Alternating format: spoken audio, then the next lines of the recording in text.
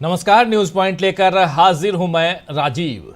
दोस्तों, देश में इस समय सियासी हलचल बहुत तेज है क्योंकि दो राज्यों में चुनाव हो रहे हैं। जम्मू कश्मीर में कल रिकॉर्ड वोटिंग के साथ तीसरे और आखिरी दौर का मतदान खत्म हो गया है, जबकि कल हरियाणा में चुनाव प्रचार का शोर थम जाएगा और 5 अक्टूबर को वोटिंग होगी फाइनल, एक ही राउंड में फाइनल वोटिंग। और इन दो राज्यों के अलावा अभी दो और राज्यों यानी महाराष्ट्र और झारखंड में चुनाव होने बाकी हैं। अब तक हमने जितना जाना है, समझा है, उस अनुसार बीजेपी के लिए सत्ता ही परम धर्म है। ये शायद आप भी सुन चुके होंगे, देख चुके होंगे। इसलिए नरेंद्र मोदी एक चुनावी राज्य से दूसरे चुनावी राज्य में आवाजाही कर रहे हैं। आना जाना जो है उनका वो बढ़ चुका है और इस दौरान कांग्रेस के लिए अपनी नफरत का खुला प्रदर्शन भी कर रहे हैं। नरेंद्र मोदी हमेशा करते हैं, कोई नई बात नहीं है। वहीं दुनिया में भी नफरत से उपजे युद्ध अब तबाही बढ़ा रहे हैं।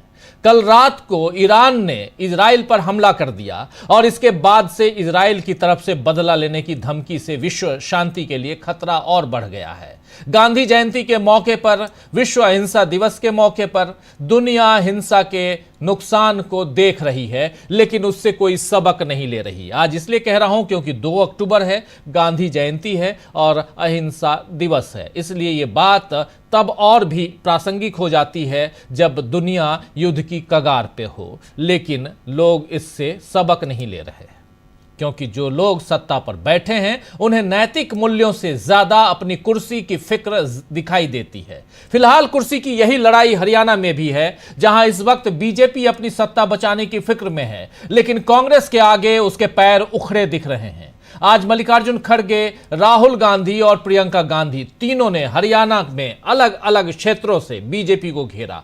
मल्लिकार्जुन खड़गे और प्रियंका गांधी दोनों तो फिजिकली वहां पहुंचे, लेकिन राहुल गांधी वीडियो के जरिए बीजेपी को हरियाणा से घेरा है। इसलिए ये तीनों का जिक्र हम कर रहे हैं। लेकिन कांग्रेस की इस कड़ी टक्कर का जवाब देने के लिए बीजेपी के दिग्गज मैदान में नहीं दिख रहे।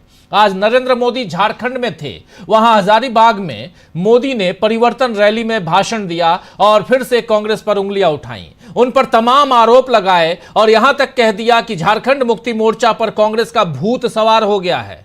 मोदी 17 दिनों में दूसरी बार झारखंड पहुंचे हैं दोस्तों, और आज उन्होंने 83,000 करोड़ रुपए से ज्यादा की परियोजनाएं शुरू की हैं झारखंड में। उसकी घोषणा की है, शुरू नहीं कहें बल्कि उसकी घोषणा की है। जाहिर है कि मोदी अब झारखंड चुनाव की तैयारियों में जुट चुके हैं, लेकिन सवाल यही है कि अभी हरियाणा में प्रचार का आखिरी दौर चल रहा है। कल शाम को प्रचार का शोर थम जाएगा और उस समय नरेंद्र मोदी ने हरियाणा का रन क्यों छोड़ दिया? क्या मोदी कांग्रेस के उठाए हुए मुद्दों के सामने खुद को बेबस समझने लगे हैं या बीजेपी किसी और स्ट्रेटेजी पर काम कर रही है? वैसे आज हरियाणा के चरखी दादरी में मल्लिकार्जुन खड़गे ने फिर से अपनी दमदार आवाज में भाषण देकर नरेंद्र मोदी सरकार को घेरा है, जबकि अभी कुछ दिन पहले आपने देखा था जम्मू में मल्लिकार्जुन खड़गे की तबीयत खराब हो गई थी और तब उन्होंने कहा था कि मोदी सरकार को और नरेंद्र मोदी को हटाए बिना मरूंगा नहीं। आइए जरा सुन लेते हैं आज कांग्रेस अध्यक्ष मल्लिकार्जुन खड़गे किस तरह बीजेपी को घेर रहे हैं, सुनिए जरा।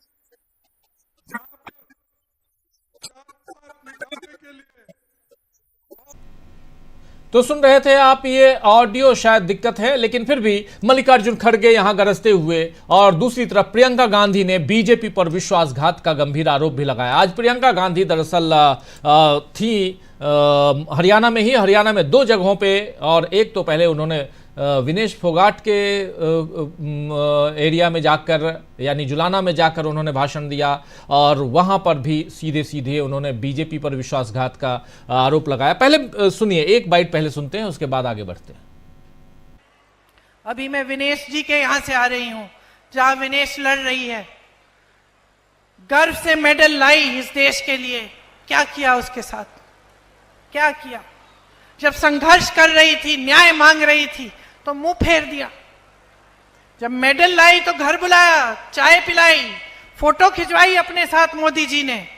जब उसने कहा मेरे साथ अन्याय हो रहा है, मुंह फेर दिया। मोदी जी की पुलिस उसको खींचती है, उसके बाल नोचती है, उसकी पिटाई करती है। उसकी वो लड़की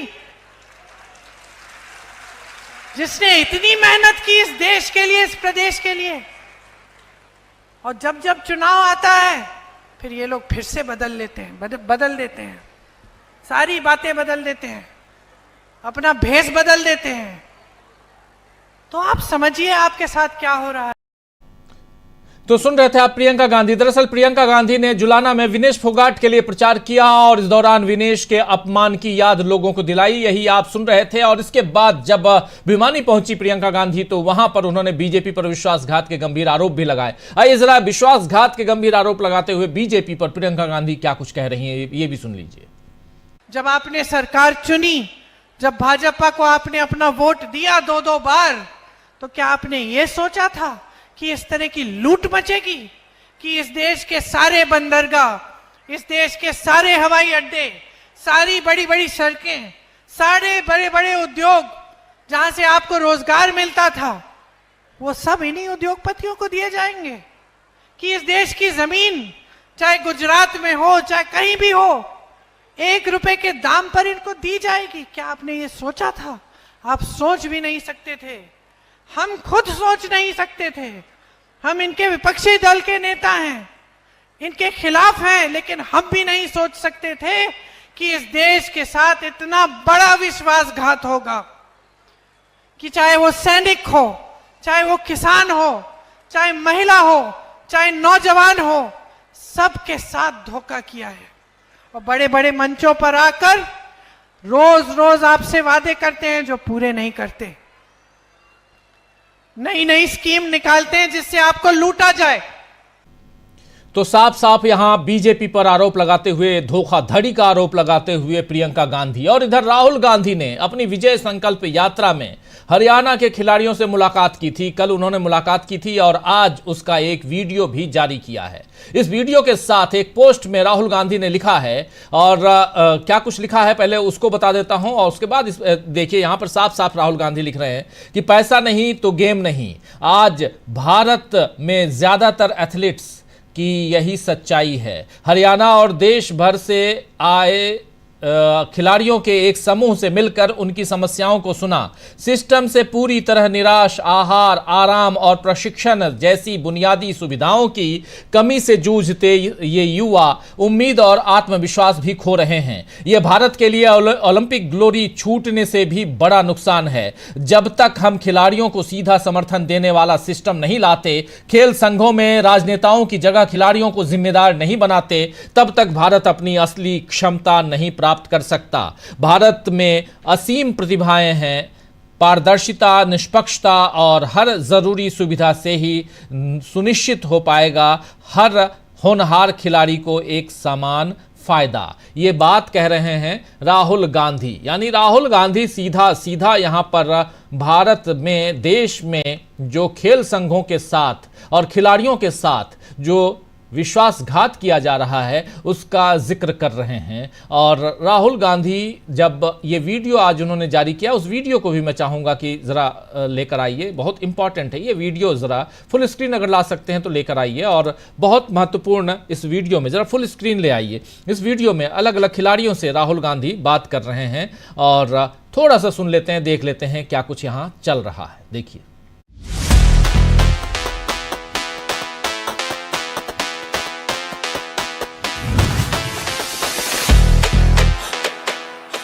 बैट पकड़ना तक नहीं आता, एसोसिएशन पकड़ रखता। कितने में सही है जूस की दुकान खोल रहा है, 10 साल हो जाता है, 20 साल हो जाता और कुछ करके ही जाता। तो बहुत ज्यादा राजनीति है खेलों में। यहाँ से जाते हैं ब्लैंकेट में काम करके। कितनी दूर से आती है? 18 किलोमीटर दूर। इनको तो अभी यही नहीं पता कि हमने प्रैक्टिस के बाद खाना क्या है। मे भी 2028 में जो ओलंपिक हो उसमें शायद बॉक्सिंग बाहर हो जाएगी। तो बॉक्सिंग क्यों शुरू किया? अच्छा, क्यों? ऐसे ऑटोमेटिक होता है तो इसलिए मुझे लगा मेरे को बॉक्सिंग कर लीजिए। और बॉक्सिंग से गुस्सा कम हुआ? हाँ हुआ? हाँ, मुझे लगा है। आप हो कहाँ के? मैं भिवानी से हूँ।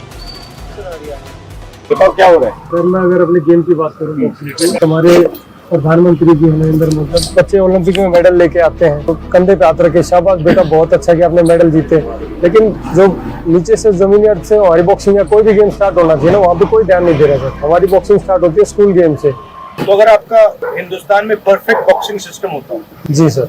तो वो कैसा होता? अगर बॉक्सिंग सिस्टम को सुधार के अगर ठीक ठाक तरीके से किया जाए ना, तो जो आज जो हमारा सूखा है बॉक्सिंग में मेडल का, 2008 में ओलंपिक में 1 मेडल आया था, उसके बाद कोई लड़के का किसी का मेडल नहीं आया। 2012 में मैरी कॉम का मेडल आया है और 2020 में लवलीना का मेडल आया है। माइकल फेल्प्स हैं, तैराक हैं, अकेला बंदे ने 28 मेडल जीते हैं ओलंपिक में। जितने मेडल हमारे पूरे इंडिया के आज तक नहीं आए, उस अकेले बंदे ने इतने जीत रखे हैं। तो बहुत दर्द होता है सर बॉक्सिंग को लेकर या किसी भी स्पोर्ट्स को लेकर। तो बहुत ज्यादा राजनीति है खेलों।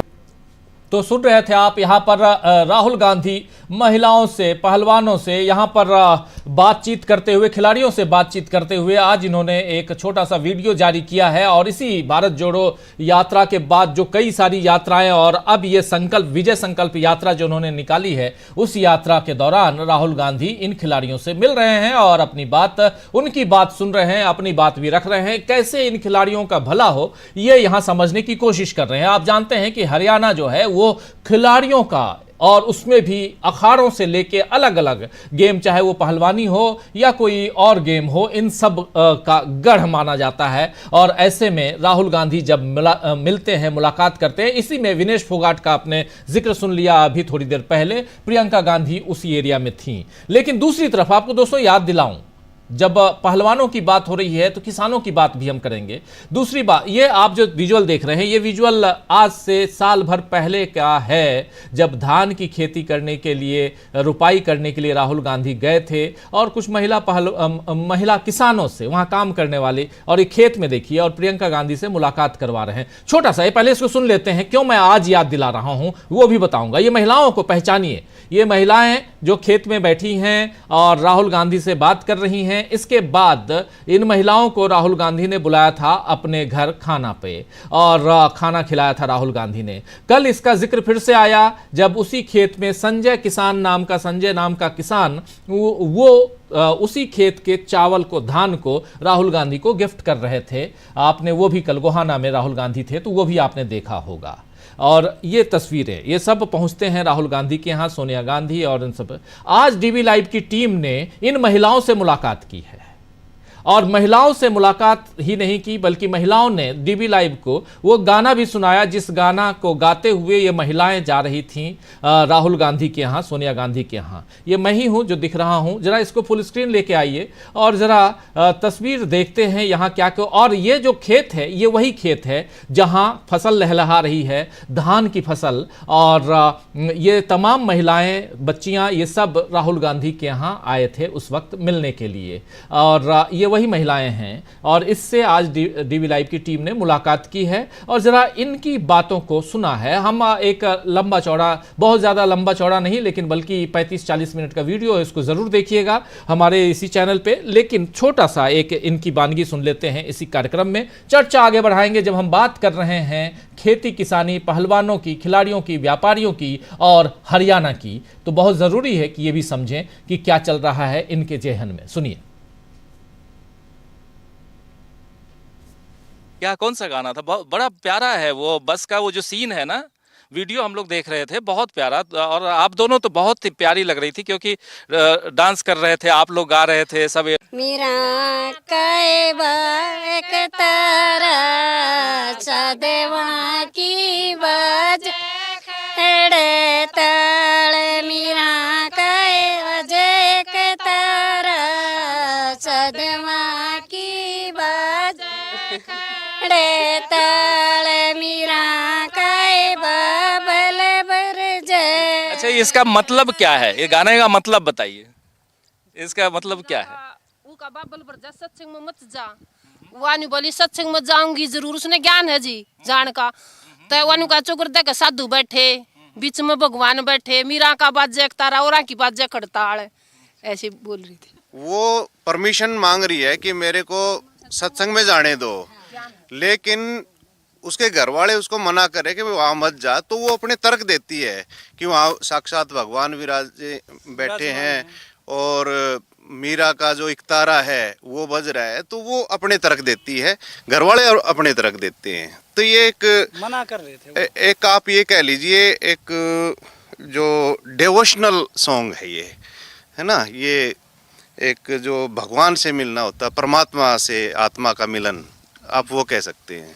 और ये महिलाएं वही हैं जिनके बारे में आपका परिचय जिनसे आपका परिचय करवा चुका हूं, जो खेती किसानी और इनके ऊपर ज़्यादा दारोमदार रहता है, क्योंकि खाना पकाना भी और खिलाना भी और खेत में काम करना भी। कैसे मैनेज करते हैं आप लोग? मैं अच्छे बोल रही हूँ जी, राहुल गांधी से जी। इलेक्शन के बाद बन जाएंगे और फिर इलेक्शन शादी करवाना जी, और शादी में हमने भी बुलाना जी।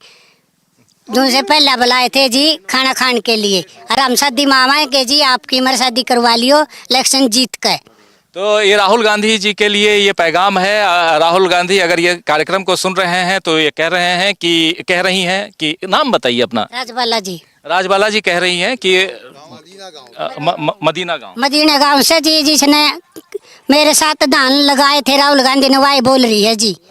हाँ तो ये लास्ट टाइम आपको याद होगा राहुल गांधी जब यहाँ आए थे और जिनके साथ राहुल गांधी ने धान की रुपाई की थी, जीरी लगाई थी, वहीं इसी मदीना गांव की राजबाला कह रही हैं कि आप पहले ये चुनाव हो रहा है, चुनाव के बाद जीतें, इसके बाद शादी करें और शादी में वैसे ही बुलाएं जैसे घर पे खाना खाने के लिए बुलाए थे, है ना? आप लोग भी यही चाहते हैं? यही चाहते हैं जी सब। हम राहुल गांधी से बहुत सारी उम्मीदें रखते हैं, अगर बन जाए तो हमारे बच्चों को नौकरी और अच्छा विकास, हमारी फसल का अच्छा भाव होना चाहिए, हरियाणा में विकास होना चाहिए, और बुलाएं तो जी सभी को बुलाएं। तो सुन रहे थे आप यहाँ पर ये महिलाएं जो राहुल गांधी के घर भी आई थी और राहुल गांधी के साथ उन्होंने खाना भी खाया था और धान की रुपाई भी हुई थी। तो चाहे महिला किसानों की बात हो, चाहे महिला पहलवानों की बात हो, खिलाड़ी, व्यापारी, हर किसी का दुख दर्द कांग्रेस के चुनाव प्रचार का अब हिस्सा बन रहा है। लेकिन बीजेपी के प्रचार भाषणों में केवल कांग्रेस के लिए नफरत दिख रही है। और आज ये बात इसलिए कह रहा हूं क्योंकि प्रधानमंत्री नरेंद्र मोदी यही कर रहे हैं। राहुल गांधी इसी नफरत के खिलाफ मोहब्बत की दुकान खोलने का आग्रह लोगों से करते आए हैं। तो क्या इस बार हरियाणा की जनता राहुल के आग्रह को मानकर कांग्रेस को जिताएगी? क्या विनेश फोगाट को जिताकर अपनी बेटी को हरियाणा इंसाफ दिलाएगा? और सबसे बड़ी बात कि बीजेपी की सत्ता को कैसे जबरदस्त चुनौती मिल रही है और कैसे राहुल गांधी ने काम तमाम कर दिया है। आइए जरा समझते हैं अपने तमाम वरिष्ठ साथियों से, पैनलिस्ट साथी जो हमारे साथ जुड़े हुए हैं, उनके जरिए कि क्या चल रहा है इस देश में और खासकर हरियाणा में। हमारे साथ इस वक्त देखिए 5 वरिष्ठ साथी जुड़े हुए हैं। प्रेम कुमार जी हैं, संजय कुमार सिंह साहब हैं, प्रशांत टंडन जी हैं, सुनील शुक्ला जी हैं और अमरिंदर उपाध्याय जी हैं। आप सभी का स्वागत है, इस्तकबाल है। स्वागत इस्तकबाल आप तमाम दोस्त साथी शुभचिंतक आप सबका जो अब तक जुड़ चुके हैं, जो जुड़ने वाले हैं इस कार्यक्रम में। सीधा आना चाहता हूं प्रेम कुमार जी आपके पास। हरियाणा का जिक्र कर रहे थे, अभी तस्वीर आपने देख ली और यहीं से जरा आपकी बात, पहली बात, क्या कुछ देख रहे हैं हरियाणा को लेकर, क्या कुछ देख रहे हैं वहां के लोगों को लेकर और क्या कुछ आपके पास इनपुट है प्रेम कुमार जी? जी शुक्रिया राजीव जी। हरियाणा का चुनाव अब एक तरफा है, इसमें अब कोई संशय नहीं रहना चाहिए। और हरियाणा के चुनाव को एक अलग स्तर पर, अलग ऊंचाई पर ले जाने का काम प्रियंका गांधी और विनेश फोगाट करती दिख रही हैं। मैं इन दोनों का नाम इसलिए ले रहा हूं कि महिलाओं के साथ जो संपर्क है, जो अभिव्यक्ति है, संवाद है, उसमें जो महिलाओं के लिए एक संवेदनशीलता है वो इन दोनों महिलाओं में दिखती है जब ये बात करती हैं, क्योंकि संघर्ष का भी अतीत है। और इसके साथ आपने जो तस्वीर दिखलाई राहुल गांधी की, वह भी महिलाओं से संबंधित, जब वो खेत में गए थे महिलाओं के साथ में, वो खेत में, हमें याद है खटिया पर भी बैठे थे, तस्वीरें भी खिंचाई थी, पैर में कादो भी लगा था, मिट्टी भी लगा था, ये सारी तस्वीरें थी और धान बोने का समय था। तो वो जो तस्वीरें थी वो नए सिरे से जिंदा हुई हैं जब वही महिलाएं, वही घर के लोग धान ले जाकर के राहुल को देते हैं, इच्छा जताते हैं कि शादी में आना चाहते हैं, शादी के लिए शुभकामनाएं देते हैं, उसी तरह बुलाइए जिस तरह हमें खाने में के लिए घर पर बुलाया था। यानी सोनिया गांधी जी भी घर पर बुलाई थी इन महिलाओं को, इनका डांस भी देखा था, इनकी गीत भी देखे थे। तो ये जो कनेक्शन है पूरे गांधी परिवार का हरियाणा की महिलाओं से, वो कनेक्शन एक बार जिंदा हुआ है नए सिरे से। राहुल गांधी और प्रियंका गांधी ने जिंदा किया है, और प्रियंका गांधी ने विनेश फोगाट के साथ मिलकर के जो बातें आज भी रखी हैं, जो लोगों से मिल रहे हैं, जो संवाद हो रहा है, उसका सीधा सा संबंध यही है कि इस देश की नरेंद्र मोदी की सरकार महिलाओं का सम्मान नहीं कर रही है, और जब जरूरत का एकदम मुश्किल समय में वक्त होता है उस समय ये सरकार मुंह फेर लेती है। और विनेश फोगाट उसका सबसे बड़ा उदाहरण है। जंतर मंतर की घटना हो या फिर ओलंपिक से वो पदक नहीं मिल पाने का वाकया, जिसके बारे में विनेश फोगाट बता रही है, कई इंटरव्यूज में बताया है, खुलासा किया है कि पीएम ने उनको फोन किया था, लेकिन विनेश फोगाट ने मना कर दिया मिलने से, बात करने से फोन पर।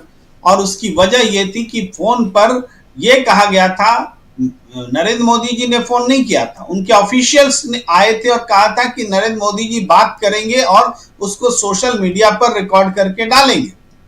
तो विनेश फोगाट ने कहा कि हम अभी सोचा कि हम अभी टूटे हुए हैं, हमारी भावनाएं आहत हैं, हम इमोशनल होंगे, तो हमारी भावनाओं को सोशल मीडिया में क्यों भेजा जाएगा। अगर प्रधानमंत्री जी को बात करनी है तो बिना रिकॉर्डिंग के बात करें। तो इस तरीके से वो बातें भी सामने आई हैं, विनेश फोगाट ने भी वो बताया है। और विनेश फोगाट ने ये भी बताया है कि जब वो टूट गई थी, जब वो देश छोड़ना चाहती थी, हिंदुस्तान में रहना नहीं चाहती थी, खास करके उस घटना के बाद जब एक हाथ में तिरंगा था और उसके बाद जमीन पर उनको घसीटा जा रहा था, उसके बाद उनका मन इसी तरीके से बेचैन हुआ।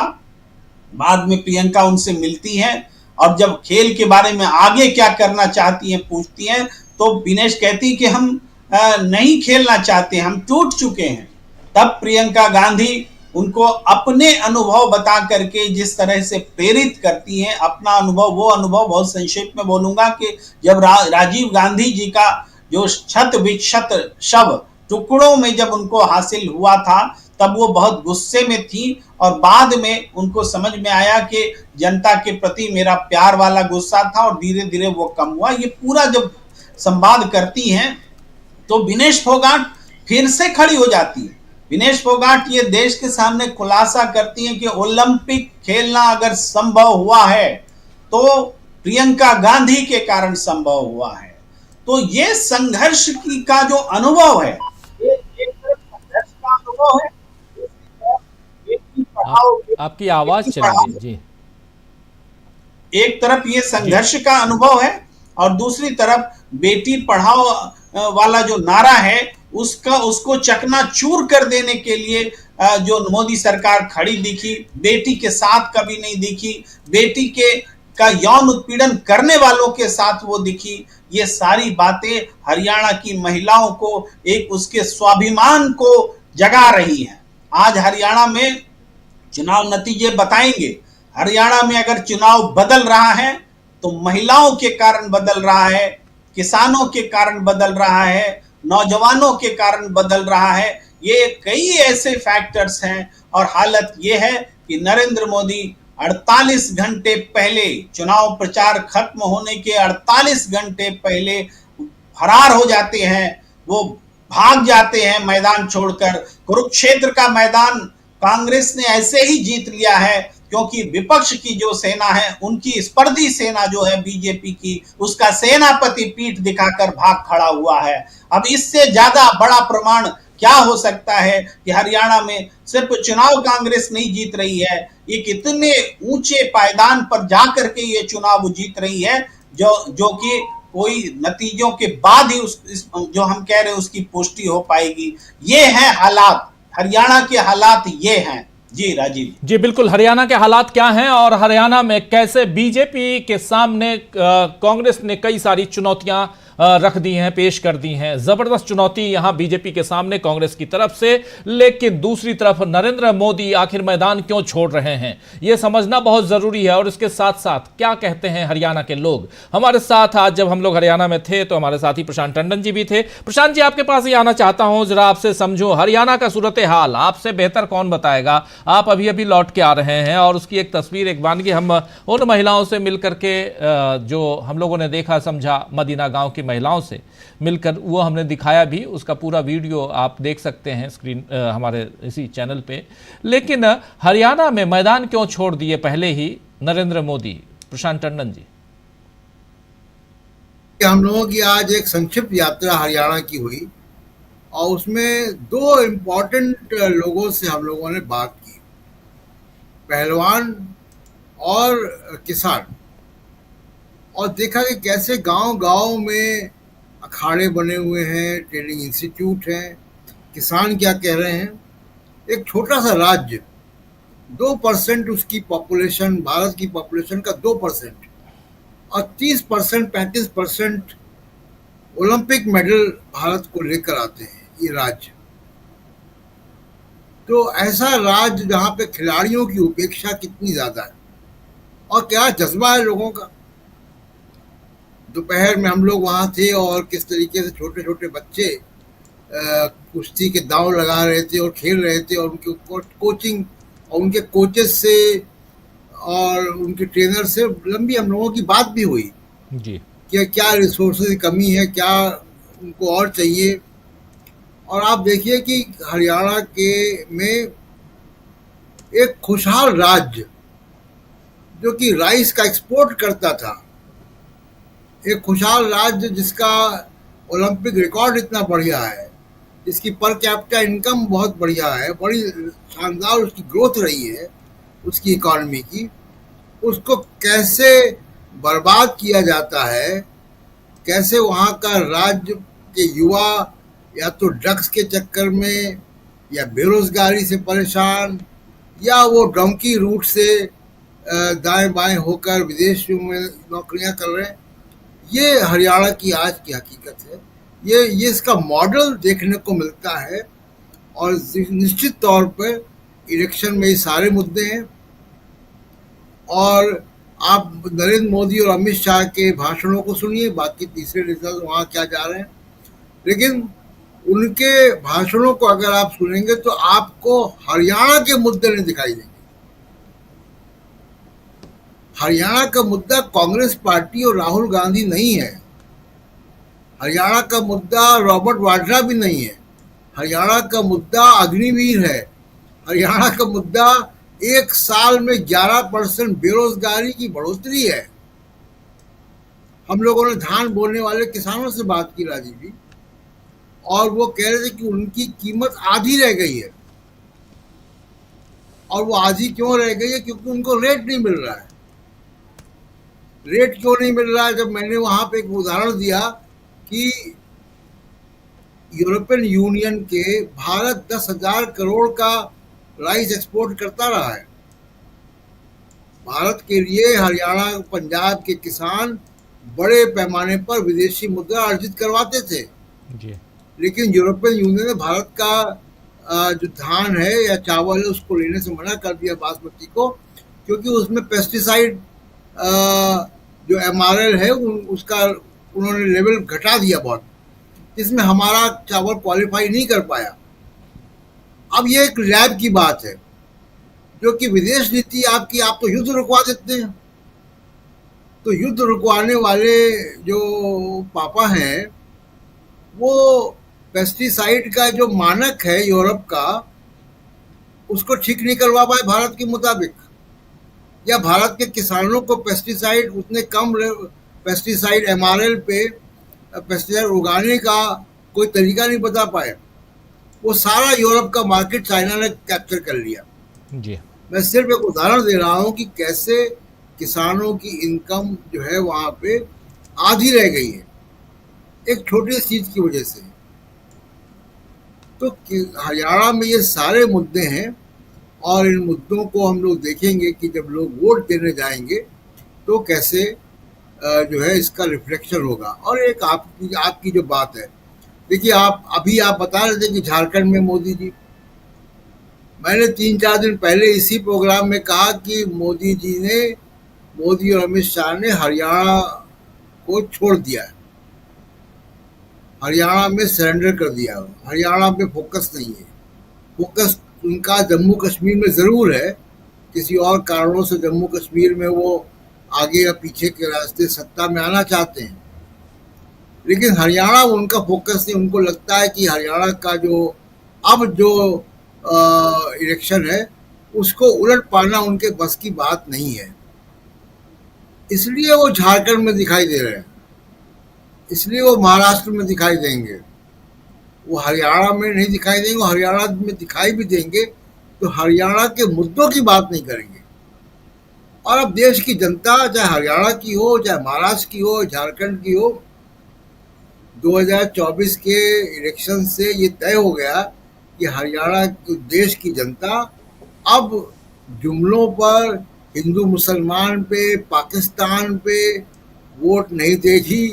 देश की जनता अब अपने मुद्दों पर वोट देना चाहती है और उसका जवाब इन लोगों के पास नहीं है। राजीव, बिल्कुल आप सही कह रहे हैं। हरियाणा की जनता मुद्दों पे, और मुद्दों में बहुत सारी बातें हैं वहाँ पर। खेती किसानी के अलावा महंगाई, बेरोजगारी, नशे की लत युवाओं में, और भी बहुत कुछ, बहुत सारी चीज़ें, बहुत सारी बातें वहाँ के लोग करते हैं। जब आप उनसे पूछते हैं कि क्या हुआ पिछले 10 साल और क्यों आप नाराज़ हैं इस सरकार से, तो वो बहुत सारी बातें बताते हैं। और इन सब से रिलेटेड अलग अलग रिपोर्ट्स हमारे इस चैनल पर आप अलग अलग वीडियोज़ के ज़रिए देख सकते हैं। और जब हरियाणा का जिक्र आता है, लेकिन क्यों मैदान छोड़कर नरेंद्र मोदी झारखंड पहुंच गए हैं? हरियाणा में बिल्कुल जोर लगा देना चाहिए था, लेकिन नरेंद्र मोदी झारखंड में जोर लगा रहे हैं। पिछले 10 दिनों में 2 बार झारखंड क्यों पहुंच गए और क्यों हरियाणा पर फोकस नरेंद्र मोदी का कम हो गया है? सुनील शुक्ला जी, कैसे देखते हैं आप इस सवाल का जवाब? धन्यवाद राजीव जी। दरअसल भारतीय जनता पार्टी को अपने प्रचार अभियान के दौरान जो जन समर्थन की उम्मीद थी वो उनको मिला नहीं, और भारतीय जनता पार्टी अपना जनाधार हरियाणा में लगातार खोती चली जा रही। आप याद कीजिए कि भारतीय जनता पार्टी को 2014 के इसी असेंबली इलेक्शन में 47 सीटें मिली थी। 5 साल के बाद 2019 का जब विधानसभा का चुनाव होता है तो इस पार्टी की 7 सीटें गिर जाती हैं। उसके दूसरी तरफ कांग्रेस को 2014 में केवल 15 सीटें मिली थी और 21% मत मिला था। 2019 के चुनाव में सीटों की संख्या 31 हो जाती है और मत प्रतिशत 28 हो जाता है। यही आगे चल के जब 2024 में पार्लियामेंट का इलेक्शन होता है तो भारतीय जनता पार्टी को 5 सीटों का नुकसान होता है और उसका मत प्रतिशत 46% होता है, जबकि कांग्रेस 0 से 5 पहुंचती है और उसका मत प्रतिशत 47% हो जाता है, 48% होता है। तो 2014 के बाद से 19, 24 पार्लियामेंट का इलेक्शन भारतीय जनता पार्टी लगातार अपने जनाधार को खो रही है। इस चुनाव में लोकसभा के चुनाव के बाद लोकसभा के चुनाव के बाद से भारतीय जनता पार्टी को लगने लगा था कि वह अपने जनाधार को खो रही है, और उससे राजनीतिक तौर पे वो स्वीकार करती हुई नजर आई जब उसने अपने मुख्यमंत्री को बदल दिया। लगातार जिस व्यक्ति को इन्होंने मुख्यमंत्री बनाया, अपने विरोध, तमाम संगठनात्मक विरोध के बावजूद चुनाव आने के पहले, संसदीय चुनाव आने के पहले, विधानसभा चुनाव आने के पहले उनको बदल दिया और सैनी साहब को लेकर के आए। यह एक राजनीतिक स्वीकृति है कि राजनीतिक रूप से जनाधार घट रहा है और वो राजनीतिक जो ताकत भारतीय जनता पार्टी ने पाई थी वह उसमें गिरावट आई है। भारतीय जनता पार्टी हरियाणा में कभी प्रमुख पार्टी नहीं रही है। 2014 में वो पहली बार अपने बल पे सत्ता में आई। उसके पहले वो इंडियन नेशनल लोकदल की सहयोगी पार्टी होती थी। 2009 के आंकड़े उठा के देख लीजिए, कहीं नहीं थी। लेकिन 14 में अपने बूते आई और इंडियन नेशनल लोकदल का जो मत प्रतिशत था उसमें गिरावट आई, कांग्रेस के मत प्रतिशत में गिरावट आई। जी 2024 का जब लोकसभा का चुनाव होता है तो कोई भी ऐसा संसदीय क्षेत्र नहीं है जिसमें कांग्रेस का मत प्रतिशत बढ़ा न हो और भारतीय जनता पार्टी का मत प्रतिशत घटा न हो। रोहतक जैसे ऐसे संसदीय क्षेत्र हैं जहां 9 की 9 विधानसभा सीटों में कांग्रेस ने बढ़त दर्ज की। जिन इलाकों में माने जिसको आप कहते हैं दक्षिण हरियाणा या अहिरवाल का क्षेत्र जिसमें फरीदाबाद या गुड़गांव जैसे संसदीय क्षेत्र आते हैं जहां भारतीय जनता पार्टी लगातार तीसरी बार जीत दर्ज की है संसदीय चुनाव में, उन इलाकों में भी 3-3, 4-4 असेंबली सेगमेंट्स में कांग्रेस ने बढ़त दर्ज की, जबकि 2014-2019 में हालात नहीं थे। जी तो भारतीय जनता पार्टी को चाहे वो दक्षिणी हरियाणा हो, चाहे जिसको आप जाट लैंड कहते हैं वो हो, चाहे वो जीटी रोड का इलाका हो, सब कोई ऐसा इलाका नहीं है। जीटी रोड में ये जीटी रोड के बोते ही भारतीय जनता पार्टी सत्ता में आई थी। जाट लैंड में जो 3 जिले हैं जहां पे हुडा लोगों का, हुडा परिवार का एक तरह का आधिपत्य कहिए जो उनका गढ़ है, चाहे वो रोहतक हो, चाहे सोनीपत हो, चाहे झज्जर हो, इन इलाकों में तो 2014 में भी पार्टी जबरदस्त जीत दर्ज की थी। माने 14 की अधिकांश सीटें उन्होंने 14 में से अधिकांश सीटें कांग्रेस ने जीता था। बीजेपी की वहां दाल नहीं गली। लेकिन जो जीटी रोड का एरिया है, इस इलाके में करनाल हो, कुरुक्षेत्र हो, इन इलाकों में जो पलवल हो, सोनीपत हो, इन इलाकों में जो भारतीय जनता पार्टी को समर्थन मिला, उस समर्थन में गिरावट नजर आ रही है। और इस इलाके में पड़ने वाले जो 5 संसदीय क्षेत्र हैं उसमें से 3 संसदीय क्षेत्र भारतीय जनता पार्टी के खिलाफ कांग्रेस ने जीती। केवल कुरुक्षेत्र और करनाल भारतीय जनता पार्टी के पास है। और उस करनाल में तो सभी विधानसभा की सीटों पर बीजेपी की बढ़त है, लेकिन कुरुक्षेत्र में भी भारतीय जनता पार्टी के खिलाफ कांग्रेस ने अपनी बढ़त दर्ज की और बहुत मामूली अंतर से वो सीट जीत पाई हो। जबकि 2019 में कांग्रेस से जीता था, वही नवीन जिंदल साहब उसके उम्मीदवार होते थे। राजनीतिक स्थितियां 2019 के बाद से ही भारतीय जनता पार्टी के खिलाफ होती चली गई। कारण साफ साफ है कि जिन किसानों को आप उनकी मांगों को मानने के लिए आप 1 साल तक आंदोलन के लिए विवश करेंगे, वो किसान तो आपके साथ नहीं खड़ा हो सकता। जी उनकी मांग पे आप बात भी नहीं करेंगे और किसान भी आपके साथ खड़ा हो जाए तो संभव नहीं है। और विपक्ष की आलोचना करने से आपका काम नहीं चलने वाला, क्योंकि 10 साल आप सत्ता में रह चुके हैं। जिनकी राजनीतिक असफलताएं थी उस कांग्रेस को लोगों ने सजा दी। लगातार 2 सत्रों में 2 चुनाव में उनको पराजय का सामना करना पड़ा। अब 10 साल में अगर आप अपनी उपलब्धियों की बात नहीं करते, लोगों की समस्याओं के समाधान की बात नहीं करते, युवाओं की बेरोजगारी की बात नहीं करते, तो किसान, पहलवान और नौजवान जो प्रमुख मतदाता है उस राज्य के, वो क्यों आपके साथ खड़े हो जाएंगे? उन पहलवानों के साथ आपने कौन सा व्यवहार किया?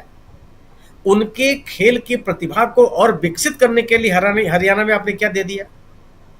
खेल कूद की सुविधाओं को जुटाने के लिए आपने क्या कर दिया? जो प्रतिभावान खिलाड़ी थे उनकी पहचान करके उनको बेहतर प्रशिक्षण देने के लिए आपने कौन सी कोशिश की? जी बिल्कुल। तो जब आपके सामने स्थिति आ गई तो पहलवानों के साथ आपका यह व्यवहार रहा।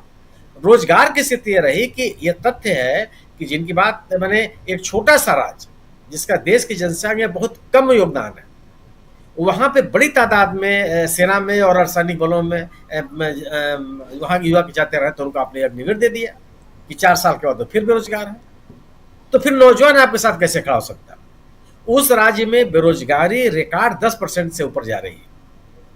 कहां से आप जन समर्थन हासिल कर सकते हैं? क्यों हासिल कर सकते हैं? जो ध्रुवीकरण की राजनीति थी वो चलने से रही। जो गैर जाट राजनीति कर रही थी बीजेपी, कम से कम जातिगत, मतलब ये 36 जातियों में से एक जाति को किनारे कर दे, बाकी 35 को अपने साथ जोड़ लें, वो भी संभव नहीं हो पाया। उधर कांग्रेस ने अपना पब्लिक कनेक्ट बहुत बेहतर किया। खास तौर से राहुल गांधी ने, प्रियंका गांधी ने, खड़गे साहब ने अपने कनेक्ट को बहुत बेहतर किया। परिणाम में हुआ कि उनका जो जनाधार 2014 के चुनाव के बाद से बहुत बिखरा नजर आ रहा था, और जो 2024 के लोकसभा के चुनाव से जुटना शुरू हुआ, उसका और उसकी गंभीर होता चला जा रहा है इस चुनाव में। जी तो भारतीय जनता पार्टी के पास न तो अपने सामाजिक समीकरण है, भारतीय जनता पार्टी के पास अपने शासन की उपलब्धियां नहीं है, भारतीय जनता पार्टी के संगठन में विरोध की स्थिति है, संगठनात्मक संघर्ष अलग है। भारतीय जनता पार्टी 10 साल जिस व्यक्ति को अपने मुख्यमंत्री बना करके रखे, उसका चेहरा भी सामने नहीं रख पा रही है। मोदी मैजिक गिराव ह्रास पे है, उसका असर नहीं रह गया। तो किस बिना पर आप इस राज्य में आ जाएंगे? ऐसे कौन से ऐसे तत्व हैं जिसकी वजह से इस राज्य के लोग आपके साथ खड़े हैं?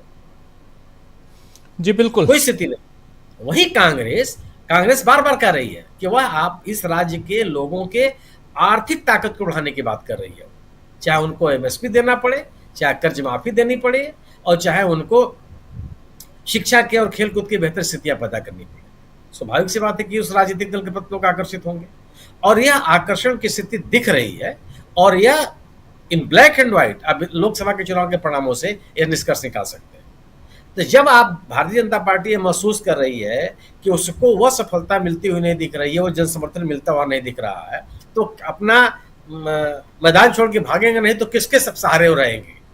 आपने उनकी रैलियां देख ली, यही प्रधानमंत्री जी हैं। 2013 की रैलियां याद कीजिए, जब 14 संसदीय इलेक्शन के पहले जो रैलियां हो रही थी, कितने बड़ी संख्या में लोग आ रहे थे, और यही प्रधानमंत्री जी हैं जहां लोग जुट नहीं रहे हैं।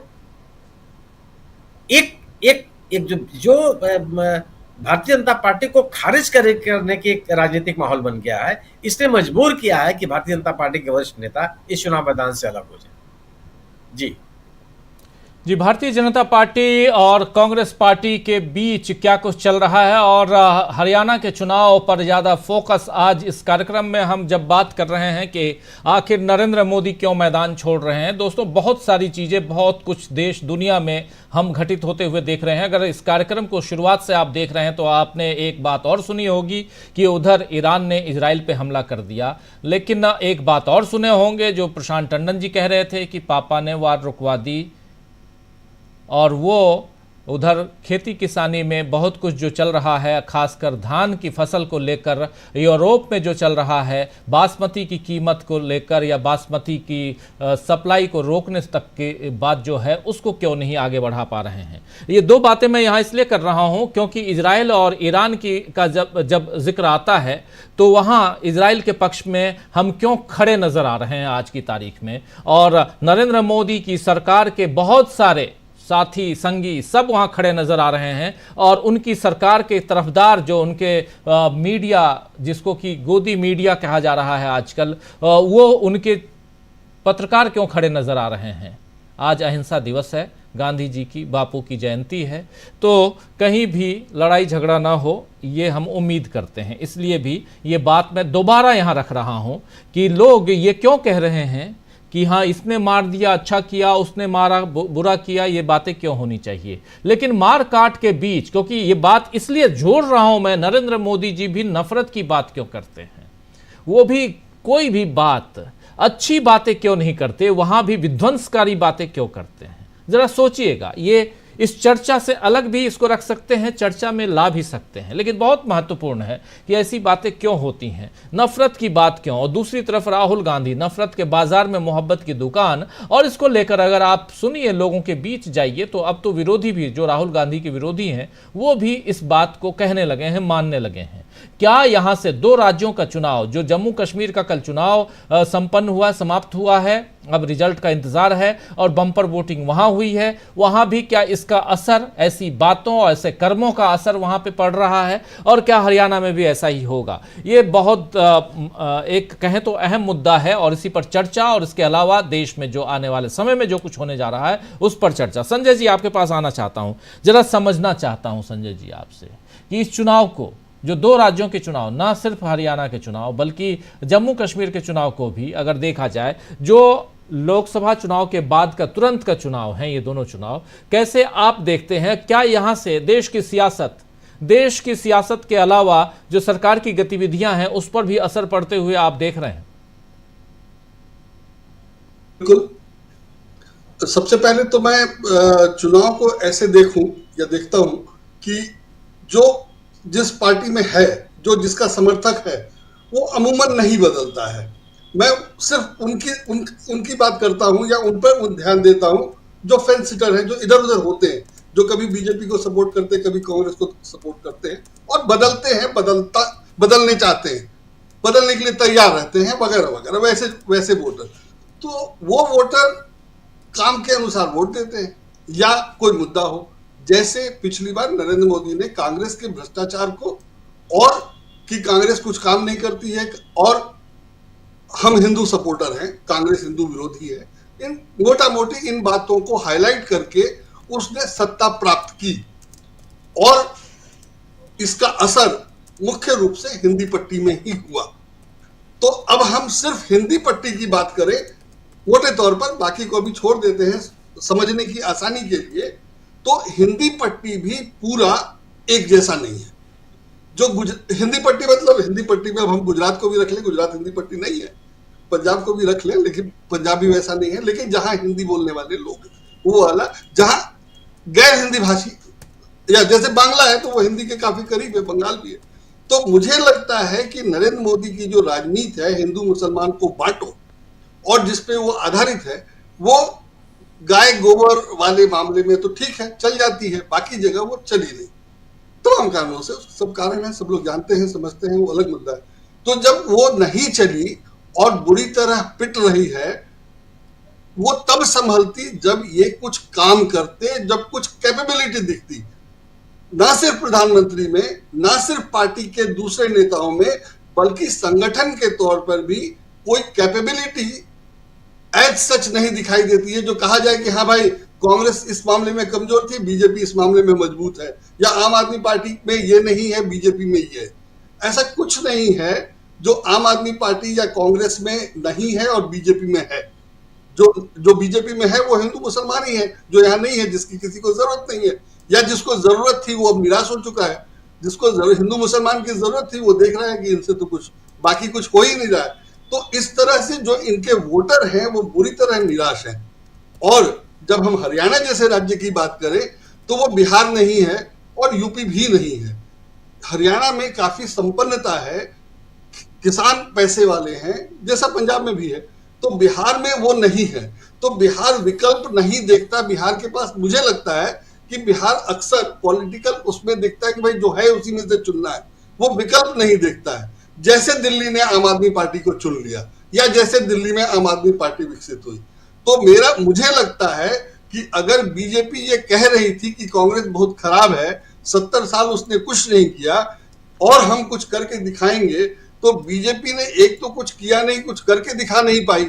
और अगर वो वाकई डेमोक्रेटिक होती तो अपनी इनएफिशिएंसी या एफिशिएंसी के बावजूद, जैसे कांग्रेस ने बीजेपी को डेवलप होने दिया, वैसे बीजेपी आम आदमी पार्टी को या तीसरी ताकत को डेवलप होने देती।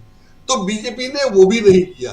तो सब मिलाकर जो पॉलिटिक्स नहीं देखता है, जो सिर्फ अपनी बात सोचता है और जिसको किसी के सत्ता में रहने से नफा नुकसान नहीं है, वो सिर्फ सबकी बात फायदा देखता है, वो ये देख रहा है कि बीजेपी ना डेमोक्रेटिक है और ना वो अपने आगे किसी को डेवलप होने देना चाहती है। और कांग्रेस को बदनाम करने के लिए उसने अगर सही तरीके अपनाए होते, सच बोला होता, तो भी वो बर्दाश्त किया जा सकता था। कांग्रेस को उसने झूठ बोलकर, झूठे आरोप लगाकर बदनाम किया, जो अभी तक जारी है। तो इस हिसाब से बीजेपी की क्रेडिबिलिटी और लेड बाय नरेंद्र मोदी बहुत ही खराब होती है। और अगर कोई देख रहा है, समझ रहा है, और वो देख रहा है जो इधर उधर वोट करता है, जो कभी इसको वोट देता है, जब इसको वोट देता है, जिसको अपने फायदे का समझता है उसको वोट देता है। एक वर्ग हो सकता है जिसको लगता हो कि बीजेपी सत्ता में रहेगी तो मुझे ठेके मिलेंगे, मुझे राज्यसभा में ले जाया जा सकता है, तो वो तो बहुत कम लोग हैं। लेकिन जो वर्ग ये सोचता है कि कौन सी पार्टी सत्ता में रहेगी तो सबका भला होगा, समाज बेहतर होगा, तो वो तो हमेशा बदलेगा, अपने हिसाब से फैसला करेगा। तो वो किसी भी हालत में अब बीजेपी के फेवर में नहीं है और बीजेपी के पास इसको काउंटर करने के लिए कुछ नहीं है। वो अभी भी हिंदू मुसलमान और कांग्रेस बुरी है, हिंदू विरोधी है, वगैरह वगैरह में अभी भी लगे हुए हैं। अभी भी आज भी किसी अखबार में खबर है कि प्रधानमंत्री ने कहा कि कांग्रेस देश को बांटना चाहती है। अब ये कहने की हिमाकत करना, आप सिर्फ गाय गोबर और हिंदी करके आप सत्ता में बैठे हुए हैं और ये कहने की हिमाकत कर रहे हैं कि कांग्रेस देश को बांटना चाहती है। मुझे याद है कि बंगाल में जब उम्मीदवारों की लिस्ट आई थी बीजेपी की, तो बीजेपी के लोगों की मुख्य शिकायत थी कि वो हिंदी में है, बांग्ला में क्यों नहीं है। तो अगर आप इस ढंग से कहा, चूंकि मैं अनुवाद करता हूं इसलिए मुझे पता था, वो मेरा काम था, मुझे लगा कि मेरा ही नुकसान हुआ। तो अगर वो बंगला में अनुवाद कराया होता तो शायद मेरे जैसे किसी आदमी को फायदा होता। तो वो जरूरी है और उसका पॉलिटिकल जो नुकसान होता है बीजेपी को, उसका भी परवाह नहीं है। और वो ये आरोप लगा रही है, जिस पर यह आरोप है कि वो हिंदी थोप रही है दूसरी भाषाओं में, दूसरे राज्यों में। वहां वो कह रही है कि कांग्रेस देश को बांटना चाहती है। सिमिलरली आज प्रधानमंत्री का ये भी आरोप छपा है कि ये जो देशभक्ति है वो कांग्रेस उसको खत्म करना चाहती है। और आज ही खबर है कि सेना प्रमुख ने कहा है कि चीन पर स्थिति असामान्य है, और स्थिति स्थिर तो है पर सामान्य नहीं है। तो जी। और दो सेना प्रमुख की किताबें नहीं आ पा रही हैं, वो जो बताना चाहते हैं उसको रोका जा रहा है, छिपाया जा रहा है। और आप कह रहे हैं कि कांग्रेस देश को बांटना चाहती है या देशभक्ति को खत्म करना चाहती है, तो आप झूठ बोल रहे हैं और आपके पास सच में कांग्रेस को हराने के लिए या जीतने के लिए कुछ नहीं है, ये सब समझ में आ रहा है। ये 2014 में इसलिए चल गया कि वैकल्पिक मीडिया नहीं था और ये सारी बातें लोगों को पता नहीं चलती थी। और अब जो है वैकल्पिक मीडिया से सबको पता है कि आप बोल क्या रहे हैं और असल में हो क्या रहा है, और इसमें अखबारों की भी मजबूरी है कि उसको इस तरह की खबरें छापनी पड़ रही है। और अब मुझे लगता है कि कुछ खबरें छप रही हैं या सिर्फ नरेंद्र मोदी ने कह दिया तो उसी को तान दिया जाएगा, ऐसा थोड़ा कम हो रहा है। तो इस लिहाज से मुझे सब मिला करके लगता है कि हरियाणा में बीजेपी के अगेंस्ट में जो मुद्दे हैं वो बहुत ज्यादा हैं, और इतने ज्यादा हैं कि वो सिर्फ इससे नहीं जाने वाले हैं कि कांग्रेस जो है सो मंगलसूत्र बेच देगी। तो इस तरह के आरोपों से नहीं जाने, कुछ ठोस देना पड़ेगा, और ठोस इनके पास है नहीं, तो इसलिए ये बंगाल में हरियाणा में जोर नहीं लगा रहे। और मुझे लगता है कि ये हार मान चुके हैं कि हरियाणा में अब कोई उपाय नहीं है। हालांकि लोग ये भी कह रहे हैं, वोटर्स ये भी कह रहे हैं कि ईवीएम है ना, तो लोग अब ईवीएम को लेकर भी सतर्क हैं, और ईवीएम से जो खेल होता रहा है अब लोगों की नजर उस पर भी है और लोग उसे भी लेकर सावधान है। तो कुल मिलाकर के चूंकि आपने काम नहीं किया और आप परले दर्जे की इनएफिशिएंसी दिखाई आपने, और वोटर को कैसे अट्रैक्ट किया जाए उसके लिए कुछ नहीं किया, खास करके हरियाणा में। जैसे अगर उत्तर प्रदेश में तो मान लिया जाए कि ब्रजभूषण सिंह को आपने भला किया तो उनके वोट आएंगे, लेकिन यहाँ तो आपने किसी का भला नहीं किया। विनेश फोगाट का नुकसान हुआ तो हुआ, वो अपनी जगह है, लेकिन फायदा तो ब्रजभूषण का हुआ जो हरियाणा में कुछ नहीं मिलना है उसके बदले।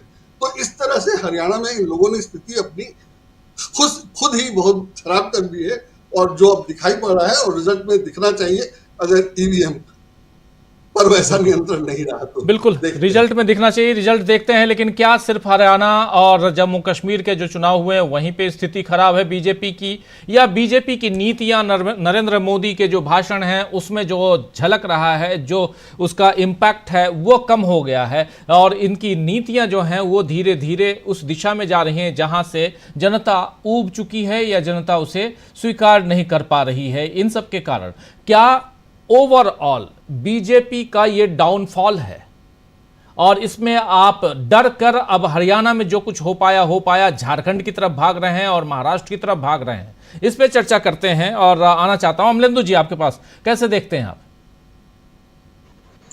बिल्कुल राजीव जी, प्रधानमंत्री नरेंद्र मोदी और भारतीय जनता पार्टी एक तरीके से देखा जाए तो हरियाणा में अपनी हार स्वीकार कर चुके हैं। वरना आप देखिए कि आखिरी चरण जो होता था, यहाँ तक कि जम्मू कश्मीर में भी राजीव जी आखिरी समय में प्रधानमंत्री अमित शाह ने दोनों ने जम्मू कश्मीर पर ध्यान दिया, लेकिन हरियाणा से सब गायब हो गए। प्रधानमंत्री भी गायब हो गए, अमित शाह भी गायब हो गए, जेपी नड्डा भी गायब हो गए, सब लोग गायब हो गए। तो आखिर ये गायब होने के पीछे कारण क्या है, ये समझ में अभी तक लोगों को नहीं आ रहा। आज प्रधानमंत्री को कम से कम हरियाणा में होना चाहिए था। आखिरी चरण, आखिरी दिन बचा है कल का, यानी 3 तारीख को शाम 5 बजे चुनाव प्रचार बंद हो जाएगा, लेकिन प्रधानमंत्री झारखंड में मौजूद है, 2 बजे मतलब आ जाते हैं, 2 कार्यक्रम उनके होते हैं प्रधानमंत्री के, तो झारखंड पहुंचे। झारखंड में तो अभी चुनाव की घोषणा हुई भी नहीं है, बाद में होनी है तो बाद में भी जा सकते थे। इसी तरीके से अमित शाह जी महाराष्ट्र पहुंच गए कल, अब महाराष्ट्र में अभी जाने की क्या आवश्यकता थी, अभी भी कोई घोषणा नहीं हुई है। यानी कि एक तरीके से ये स्वीकार कर चुके हैं कि अब हरियाणा तो हाथ से गया और जम्मू कश्मीर के हाथ से गया हुआ है, इसको उन्होंने अच्छे तरीके से स्वीकार कर दिया है।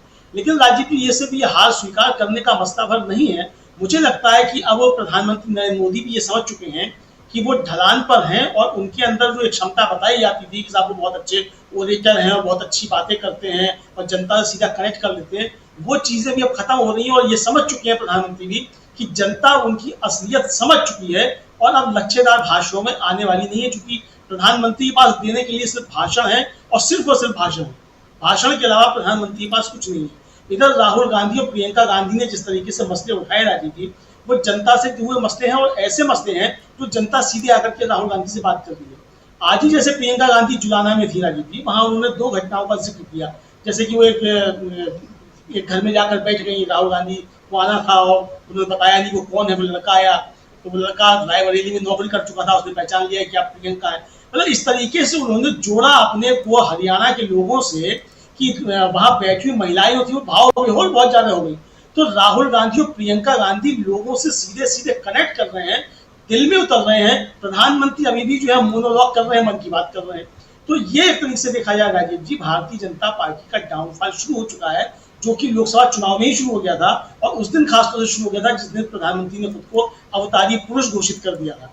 यानी अवतारी पुरुष होते ही उन्होंने मान लिया था कि अब उनकी क्षमता जो है वो मनुष्यों से लड़ने की नहीं बची है। तो जब आप में क्षमता बची ही नहीं है कि आप मनुष्यों से लड़ सकें, आपने स्वयं को जब अवतारी घोषित कर दिया है, तो लड़ाई तो जमीन पर लड़ी जानी है। ये देवताओं और राक्षसों की लड़ाई तो है नहीं, लड़ाई तो जो है मनुष्यों की है, इंसानों की लड़ाई है। तो इसमें आपको इंसानियत दिखानी पड़ेगी, जो लगता है कि आपके अंदर अब बची नहीं है राजीव जी। तो यही कुल मिलाकर के भारतीय जनता पार्टी का डाउनफॉल यहाँ से दिखाई पड़ता है। जी प्रेम कुमार जी, क्या आपको भी लगता है कि अब हरियाणा, जम्मू कश्मीर और ये चुनाव, इन दोनों राज्यों के चुनाव के रिजल्ट का इम्पैक्ट महाराष्ट्र और झारखंड पे भी पड़ेगा? और इसलिए लेकिन क्या नरेंद्र मोदी के हिसाब से, ज़रा इस बात को आप तमाम हमारे साथी आप लोग ज़रा इस पर विचार रखिए कि अगर मेहनत करते, या तो ये है कि बिल्कुल ही हार मान चुके हैं नरेंद्र मोदी, इसलिए हरियाणा को छोड़ दिया, हालांकि पूरी तरह से छोड़ा नहीं है, भाषण देने तो गए ही थे, और या ये है कि नहीं हम तो किसी भी हाल में जीत रहे हैं। कई साथी हमारे लिखते भी हैं कि ईवीएम सेट है, ये है, वो है, जो भी है, किसी भी हाल में जीत रहे हैं, इसलिए अब आगे की तैयारी करो। यहाँ पर दोनों चीज़ों को अगर रखा जाए, और वैसे में अगर हारते हैं तब क्या इम्पैक्ट पड़ता है आने वाले 2 राज्यों के चुनाव, महाराष्ट्र और झारखंड के चुनाव पे, और अगर जीतती है बीजेपी तब क्या इम्पैक्ट पड़ने जा रहा है? जी शुक्रिया एक बार फिर राजीव जी। देखिए, भारतीय जनता पार्टी और नरेंद्र मोदी इस बात के लिए जाने जाते रहे हैं कि वो अंतिम समय तक प्रयास करते हैं और जीतने की स्थिति में होने के बावजूद वो कभी इस हाल में कार्यकर्ताओं को नहीं छोड़ते कि वो थोड़ा शिथिल हो जाए। इसलिए वो इस रूप में जाने जाते हैं और एक जगह चुनाव खत्म होता नहीं है कि दूसरे जगह के चुनाव की तैयारी शुरू कर देते हैं, इसके लिए भी जाने जाते हैं।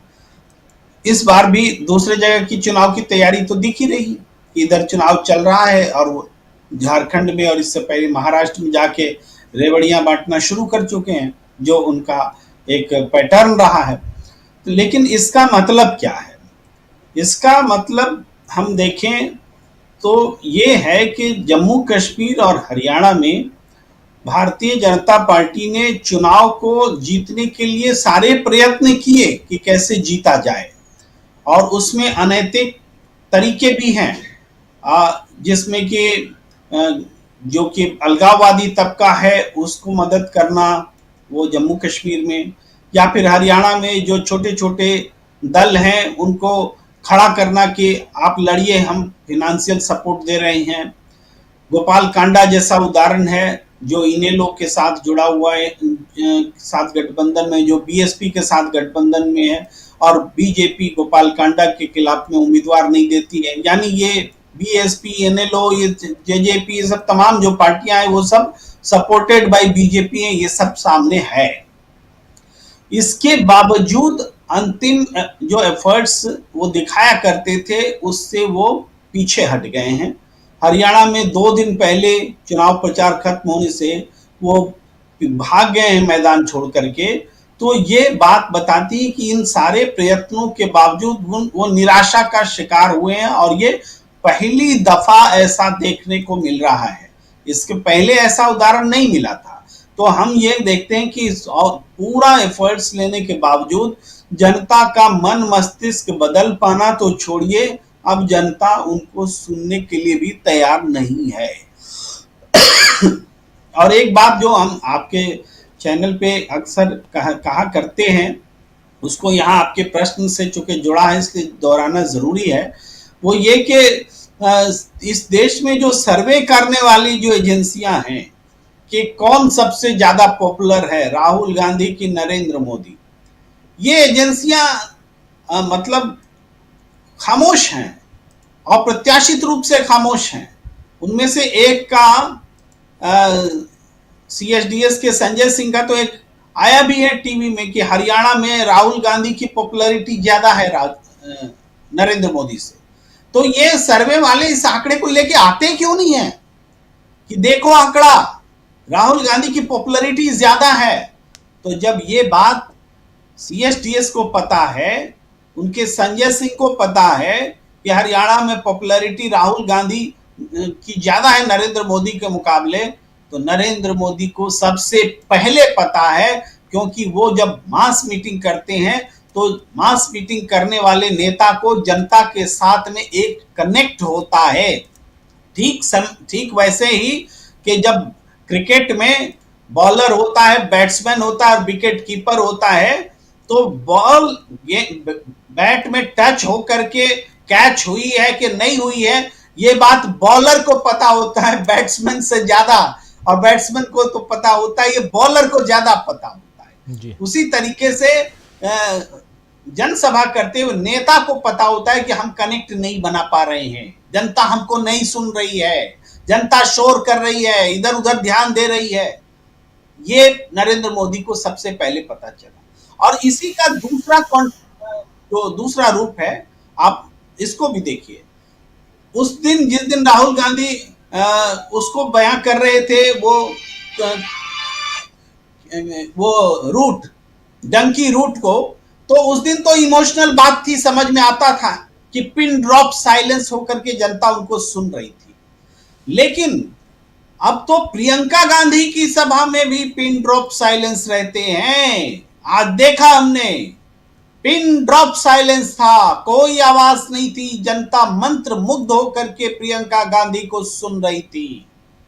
तो ये जो पैदा हुआ है, सीधे मास मीटिंग में आप देख सकते हैं कि किस नेता के साथ जनता है और किस नेता के साथ नहीं है। बहुत ज्यादा सर्वे करने की आवश्यकता नहीं है, आप देख सकते हैं। और इस बात को जनता से कनेक्ट करने वाले नरेंद्र मोदी सबसे पहले समझते हैं, इसलिए वो मैदान छोड़कर भाग चुके हैं कि अब हमारी बातों का कोई असर नहीं हो रहा है। हम कांग्रेस को गद्दार बोलकर थक गए, कांग्रेस को परिवारवादी बोलकर थक गए, कांग्रेस को देश को लूटने वाला बोलकर थक गए, कांग्रेस को देश को बर्बाद करने वाला बोलकर थक गए। अब जनता हमारी बात सुनने के लिए तैयार नहीं है। जनता तो अब सिर्फ वही बात सुन रही है जो राहुल गांधी बोल रहे हैं, बेरोजगारी की बात सुन रही है, महंगाई की बात सुन रही है। जनता ये सुन रही है कि ये पूरा देश अडानियों के हाथों में बेच दिया है, उनके लिए ही नीतियां बनती हैं और हम आम लोगों के लिए नीतियां नहीं बनती हैं। ये बात अब, पहले तो इंटेलेक्चुअल्स विंग में होता था, आर्टिकल लिखे जाते थे इस विषय पर। राजीव जी, आपको पता होगा लेफ्ट के लोग कितने आर्टिकल्स लिखते रहे कि ये कैपिटलिस्ट कंट्री हो गया है, पूंजीपतियों के लिए नीति बन रही है। लेकिन जन साधारण की भाषा में जिस काम को क्रांतिकारी ढंग से राहुल गांधी ने कर दिखाया है कि देखो ये देश की नीतियां अंबानी अडानी के लिए बन रही है, तुम्हारे लिए नहीं बन रही है। अगर ये आता है अग्निवीर, तो अग्निवीर इसलिए आता है क्योंकि आपके पेंशन का पैसा चुराना है, आपकी तनख्वाह का पैसा चुराना है, आपको 4 साल के बाद बेरोजगार कर देना है और डिफेंस डील के नाम पर सारा पैसा उस अडानी को देना है जिसने कभी हथियार बनाया ही नहीं। ये बात सीधे वो समझा पा रहे हैं। अब इसका जवाब नरेंद्र मोदी के पास, उनकी टीम के पास, उनके बौद्धिक जगत में किसी के पास नहीं रह गया है। यही कारण है कि इतना बड़ा फर्क चुनाव के मैदान में दिखा है। और हरियाणा, आप जानते हैं, एक ऐसा प्रदेश है, अगर कांग्रेस ने हरियाणा जीत लिया तो वो कुरुक्षेत्र जीत जाएगा, वो पानीपत जीत जाएगा, वो देश का चुनाव जीत जाएगा। इस बात को नोट कर लिया जाए। जी, कुरुक्षेत्र देश का चुनाव। लेकिन दूसरी तरफ स्ट्रेटेजी की बात, नरेंद्र मोदी की स्ट्रेटेजी क्या है? नरेंद्र मोदी कुछ तो सोच रहे होंगे, जिसके दिलो दिमाग में सिर्फ और सिर्फ जिस पार्टी को चुनाव और सिर्फ चुनाव चाहिए, भले सरकार का काम बाद में होगा, आउटसोर्स कर देंगे, लेकिन हमको चुनाव जीतना है। वैसे में अभी कुछ तो चल रहा होगा अंदर खाने। प्रशांत टंडन जी, कैसे देखते हैं आप, क्या सोचते हैं, क्या चल रहा होगा? जी की स्ट्रेटजी बड़ी साफ है, उसमें कहीं कोई कंफ्यूजन नहीं है। नरेंद्र मोदी जी बीजेपी और आरएसएस के लिए काम नहीं करते हैं। उनका अपना एक कुनबा है, वो गुजराती कंपनी है, गुजरात के उद्योगपति हैं, गुजरात के बिजनेसमैन हैं, उन्हीं के लिए काम करते हैं। उनकी औद्योगिक नीति गुजरात के बिजनेसमैन के लिए है। उनका पॉलिटिकल माने गुजरात के या उनके अपने निजी जो दोस्त हैं। हरियाणा में क्या बात हो गई? हरियाणा में आज बीजेपी जिस सबसे बड़ी गलती से भुगत रही है कि खट्टर साहब को जनता ने 2019 में रिजेक्ट कर दिया, हरा दिया उनको चुनाव। आपने जोड़ तोड़ करके सरकार बनाई और खट्टर साहब को वहां की जनता पे थोप दिया। ये बीजेपी को या मोदी साहब को ये मालूम था कि खट्टर को जनता स्वीकार नहीं करेगी, क्योंकि उनके खिलाफ जनता ने वोट दिया था। 40 सीटें आई थी बीजेपी की, मेजॉरिटी नहीं दिया था। तो अब क्यों किया खट्टर साहब को, और 4.5 साल उनको चलाया, आखिरी में बदला गया। खट्टर साहब और मोदी साहब आरएसएस के दिनों के साथी हैं। एक ही कमरे में रहते थे जब मोदी साहब हरियाणा में काम करते थे। खट्टर साहब उनके लिए खिचड़ी बनाते थे। उसके बाद मोदी साहब जब गुजरात गए तो खट्टर साहब को वहां लगाया गया प्रचार में, इंतजाम में इलेक्शन के।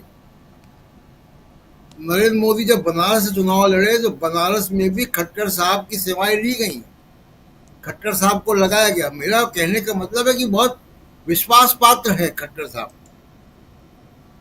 तो वो मोदी साहब नहीं चाहते कि हरियाणा में मुख्यमंत्री कोई बने तो मनोहर लाल खट्टर बने, वरना कोई ना बने। ये उसमें वो बीजेपी और आरएसएस नहीं है मोदी साहब की रडार में। वो केवल अपना जो उनका थोड़े से लोग हैं उनके ही हिसाब से सोचते हैं। दूसरी बात जो आपने कही कि अभी सुनील जी शायद बात कर रहे थे 36 बिरादरियों वाली। आज सुबह हम लोग हरियाणा में थे, अभी लौटे हैं थोड़ी देर पहले। आप देखिए कि हरियाणा में कहीं भी आप जाएं, लोग 36 बिरादरी की बात कर रहे हैं, 36 बिरादरी की एकता की बात कर रहे हैं। ये बीजेपी के लिए खतरे की घंटी है। सामाजिक एकता बीजेपी के लिए खतरे की घंटी है। सामाजिक सौहार्द बीजेपी के लिए खतरे की घंटी है। और वहां पे लगातार आपको लोग ऐसे मिलेंगे जो कहेंगे 36 बिरादरियों में एकता है। हमको सैनी समाज के भी लोग मिले ये कहते हुए, हमको जाट समाज के भी लोग मिले, हमको दलित समाज के लोग भी ये बात कहते हुए मिले कि 36 बिरादरियों में एकता है। ये मुश्किल है। ये बता रहा है कि जो सोशल इंजीनियरिंग किया गया था वो सोशल इंजीनियरिंग का प्रोजेक्ट फेल हो गया है। इसलिए हरियाणा की जगह झारखंड में वो दिखाई दे रहे हैं। और एक आखिरी बात, क्योंकि आपने ईरान के हमले की बात की तो उस पर एक लंबी चर्चा हो जाएगी विदेश नीति की और वहाँ पे क्या हो रहा है मिडिल ईस्ट में। लेकिन एक छोटी सी बात केवल मैं उन लोगों के लिए कहना चाहता हूँ जो इजराइल और फिलिस्तीन को लेके बहुत उत्साहित होते हैं, और ये बीजेपी की सरकारों की पुलिस भी बहुत उत्साहित होती है कि अगर फिलिस्तीन के पक्ष में कोई सेमिनार है, कोई जुलूस है, उसको धरपकड़ करना, उस पर लाठीचार्ज करना, ये सब करते हैं। उनके लिए मैं बता दूं कि बीजेपी, ये भी बड़ी विचित्र स्थिति है, बहुत ही यूनिक, कि बीजेपी एक पॉलिटिकल पार्टी के तौर पे फिलिस्तीन पे उनकी नीति कुछ और है और बीजेपी की सरकार की नीति कुछ और है। ये बड़ा विचित्र मामला है। बीजेपी के लोग सोशल मीडिया पे इजराइल का पक्ष लेते हुए दिखाई देते हैं। आज तक नरेंद्र मोदी ने इजराइल के पक्ष में, नरेंद्र मोदी सरकार ने इजराइल के पक्ष में यूनाइटेड नेशंस में कभी वोट नहीं दिया, बल्कि उनके खिलाफ वोट दिया। और एक और बात मैं उन लोगों को बता दूं जो बहुत उत्साहित रहते हैं कि यूनाइटेड नेशंस परिसर में, संयुक्त राष्ट्र परिसर में फिलिस्तीन का झंडा है, वो झंडा फहराता है, जबकि फिलिस्तीन फुल टाइम मेंबर नहीं है, ऑब्जर्वर मेंबर है। वो झंडा वहां कैसे लगा है? उस झंडे का प्रस्ताव मोदी सरकार ने, मोदी साहब के प्रधानमंत्री रहते हुए भारत ने उसको स्पॉन्सर किया था। 2015 की बात है। तो मोदी साहब की वजह से फिलिस्तीन का झंडा यूएन में लगा हुआ है। ये सब बातें उन लोगों को मालूम होनी चाहिए। फिलिस्तीन का दूतावास भी दिल्ली में है, हम उसको रिकॉग्नाइज करते हैं। भारत पहला नॉन अरब कंट्री था जिसने फिलिस्तीन को मान्यता दी थी। जी राजीव, बिल्कुल आप सही कह रहे हैं। तो दो यहाँ पर दोहरी नीति, दो अलग अलग नीति क्यों है? नरेंद्र मोदी की सरकार की कुछ और नरेंद्र मोदी की पार्टी की कुछ और। ये दो बातें यहाँ समझने की ज़रूरत है। और ये बात इसलिए यहाँ पर कह रहा हूँ क्योंकि इजराइल को लेकर, फिलिस्तीन को लेकर या ईरान को लेकर, लेबनान को लेकर ये जो पूरा का पूरा मामला चल रहा है, इसमें कहीं ना कहीं कन्फ्यूज्ड दिखाई देती है हमारी सरकार। और चूंकि विदेश नीति की बात है, उस पर चर्चा, बिल्कुल सही कह रहे थे प्रशांत जी, उस पर लंबी चर्चा हो जाएगी। लेकिन यहाँ पर यह चर्चा इसलिए छेड़ी गई, इसलिए हम ये बात कर रहे हैं क्योंकि वैसी ही दोहरी नीति या कंफ्यूज स्थिति में नजर आ रही है मोदी सरकार। और मोदी जी, अब चूंकि देश में चुनाव की बात है तो बीजेपी की बात करूंगा, सरकार की बात नहीं करूंगा। लेकिन चुनाव में नरेंद्र मोदी क्या सचमुच अब कंफ्यूज हो चुके हैं? उनको समझ में नहीं आ रहा है कि कहां जाएं, महाराष्ट्र जाएं कि झारखंड जाएं या हरियाणा जाएं, क्योंकि हरियाणा में भी कल शाम 5 बजे प्रचार थम जाएगा। तो कहां जाएं? ये कारण है या कारण कुछ और है? जब सुनील जी, एक बार फिर से आना चाहता हूं आपके पास। आप क्या समझते हैं नरेंद्र मोदी की नीतियां, और उसमें भी जो इंसान 24 घंटे चुनावी मोड में रहता हो, वो क्या हरियाणा का चुनाव पैक कर चुका है? बिल्कुल निश्चिंत हैं? अभी 2 दिन पहले भाषण दे रहे थे, कह रहे थे कि बीजेपी, कांग्रेस के लोगों बिल्कुल ध्यान रखिए, वैसा ही हाल हरियाणा में होने जा रहा है जैसा हाल आपका मध्य प्रदेश में हुआ। क्या इस कारण कॉन्फिडेंस है नरेंद्र मोदी, या यहां पर अब कुछ, अब दाल नहीं गलने वाली, अब चलो भाई आगे बढ़ते हैं, ऐसा है? हरियाणा की राजनीतिक स्थिति सबके सामने है। भारतीय जनता पार्टी का हर समर्थक व्यक्ति यह कहता है कि भारतीय जनता पार्टी को नरेंद्र मोदी जी के नाम पे वोट मिलता है, इसमें तो कोई बहस नहीं है। नरेंद्र मोदी, जब 2024 का इस साल का लोकसभा का चुनाव हो रहा था, तो वो चुनाव तो किसी मुख्यमंत्री के लिए मांगा नहीं जा रहा था, वोट मांगा जा रहा था नरेंद्र मोदी जी के लिए, प्रधानमंत्री बनाने के लिए। हरियाणा की जनता ने इस बात को नकार दिया। भारतीय जनता पार्टी को जहां 2019 में सभी सीटें दी थी, आधी सीटों पर हरा दिया। इसके अलावा 10 में से 10 कोई संसदीय क्षेत्र ऐसा नहीं है जहां पे कांग्रेस का मत प्रतिशत बढ़ाना हो।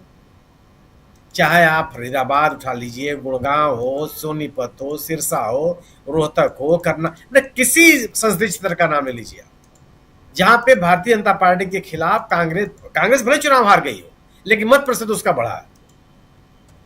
तो जब मोदी जी के नाम पर, मोदी जी को प्रधानमंत्री बनाने के लिए जब हरियाणा के लोगों ने बीजेपी को वोट नहीं दिया लोकसभा के चुनाव में, तो विधानसभा के चुनाव में क्यों वोट दे देंगे? वहां तो मोदी जी का चेहरा है नहीं, कोई चेहरा नहीं है इनके पास।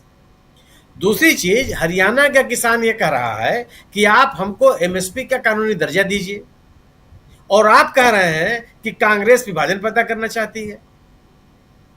वहां का पहलवान कह रहा है कि हमको खेलने की बेहतर सुविधाएं दे दीजिए। आप कह रहे हैं कि कांग्रेस बांटने में लगी हुई है।